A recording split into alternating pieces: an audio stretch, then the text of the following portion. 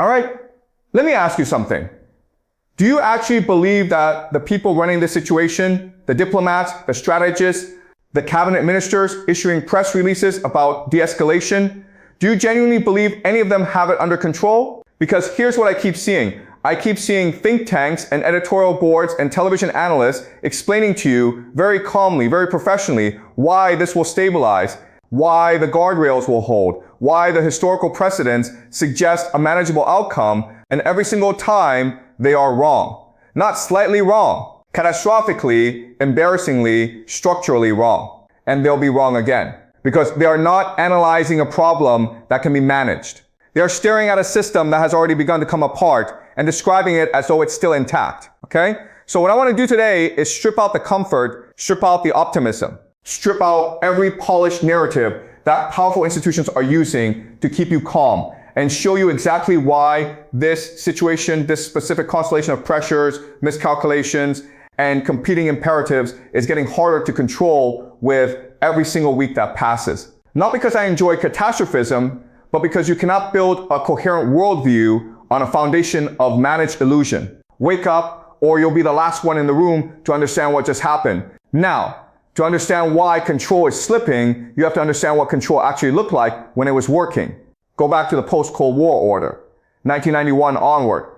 What the United States and its institutional architecture, the IMF, the WTO, NATO, the whole scaffolding, what they constructed was a system designed around the assumption of American primacy as a permanent stabilizing condition. The logic was clean. One dominant power sets the rules, enforces the rules, benefits disproportionately from the rules, and everyone else participates because the alternative is exclusion from the most sophisticated economic network in human history.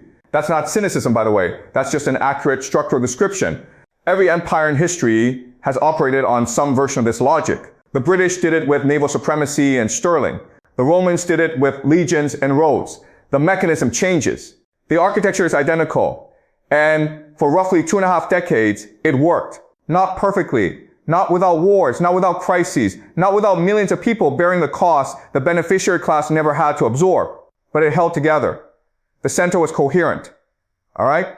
Here's a question you need to ask. What changed? Two things changed simultaneously. And this is where the analytical failure of mainstream commentary begins. Most analysts will tell you about one of them. Almost none of them tell you about both, and none of them tell you what happens when both accelerate at the same time.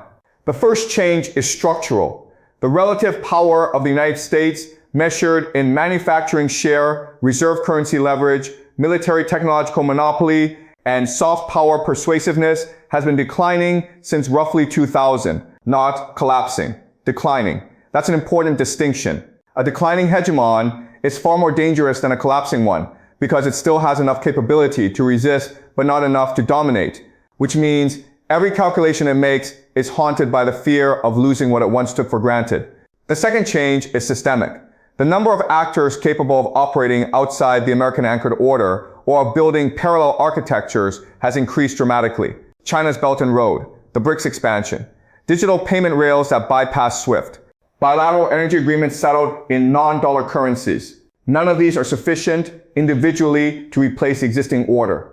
But collectively, they represent a kind of distributed corrosion. The pipes of the old system are leaking from 100 small holes simultaneously. Now, put those two things together. A declining hegemon operating on legacy assumptions, confronting a world where the structural logic that made it hegemonic is quietly evaporating. What do you get? You get exactly what we're watching right now. Here is where it gets genuinely difficult to control. And I want to be precise about this. The reason the situation resists control is not primarily military, and it's not primarily economic, even though those dimensions are real and serious. The deepest reason is epistemic. The decision makers on all sides of this are working with models of the world that no longer match the actual world they are operating in. This is a specific diagnosable failure mode. It has a history. In the 1910s, European war planners operated on the assumption that modern industrial war would be short, decisive, and navigable within existing diplomatic frameworks. They were working with mental models built from the Austro-Prussian War the Franco-Prussian War, wars that lasted weeks and produced clean outcomes. The result of that epistemic mismatch, plugged into the most industrially complex continent on Earth, was 4 years of industrialized slaughter that nobody wanted and nobody knew how to stop once it started. Okay? The parallel isn't perfect, it never is. But the structure is identical. Actors who believe they understand the rules of the game, operating in a system where the rules have fundamentally changed, making decisions that are locally rational but systemically catastrophic. Look at the specific pressure points right now. Technological escalation is no longer symmetric. We are in an era where the cost of offensive capability in drone warfare, cyber operations, and precision strike system has collapsed dramatically, while the cost of defense against those same systems has exploded. That asymmetry destroys the strategic calculus that made deterrence stable for most of the Cold War. If it's cheap to attack and expensive to defend, the game theoretic incentives push toward preemption and escalation rather than restraint and negotiation. This is not a political observation, it's a mechanical consequence of the cost curve. Resource dependency chains are fragmenting in real time. Energy markets, semiconductor supply chains, rare earth mineral flows, these were the circulatory system of globalization. When that system was unified, it created interdependency. And interdependency created a structural incentive against all-out conflict. When it fragments into competing blocks, you lose that stabilizing break. Nations that once had strong material reasons to preserve the relationship now have strong material reasons to secure alternatives. And the moment you're securing alternatives to each other, you are by definition preparing for a world in which you are adversaries. Domestic political systems in every major power are under unprecedented legitimacy pressure. This one doesn't get enough attention. The populations of the United States, China, Europe, and across the developing world are experiencing a convergent loss of faith in institutional competence. When governments lose legitimacy, they compensate by performing strength externally. Every leader facing domestic fragility has an incentive to manufacture a foreign confrontation they can narrate as necessary defense. Add that dynamic to an already fragile international environment, and you get a structural proliferation of triggers. Now, here's the chain of logic I want you to follow very carefully. If technological asymmetry rewards escalation, and if supply chain fragmentation removes the mature incentives for restraint, and if domestic legitimacy crises push every major government toward formative confrontation, then the probability of an accidental or semi-deliberate escalation to a level nobody planned for is not a tail risk. It's a systemic outcome. And the reason it becomes harder to control specifically now is timing. We are in a transition zone. The old order hasn't died. The new order hasn't consolidated. The rules of the old game are still nominally in place but increasingly unenforceable. The rules of the new game haven't been negotiated because the parties who would need to negotiate them are in active strategic competition with each other and have no framework within which trust sufficient for negotiation can be built. This is the window. This is the danger period. And nobody who could shorten it has any obvious incentive to do so, because in the transition zone, relative positioning matters enormously. Every actor is trying to lock in advantages before the new structure crystallizes. I want you to sit with this for a moment, because I think most of you intellectually understand what I've just described. You've read enough, followed enough, thought enough that none of this is entirely new information. But there's a gap, a very specific and very human gap between understanding something intellectually and metabolizing what it actually means. What it means is this: the system that has organized global commerce, global security, and global information for the past 30 years is not reforming. It is not evolving. It is fracturing under pressures that are structural, not contingent. And the fracturing is happening faster than the institutions designed to manage it can adapt. Which means the crises that emerge from this fracture, the supply disruptions, the regional wars that can't be contained, the financial shocks that cascade in ways no single central bank can absorb, the mass displacement events that overwhelm political systems still trying to function on pre-fracture assumptions, those are not hypothetical futures anymore. They're already beginning. The signs are already present.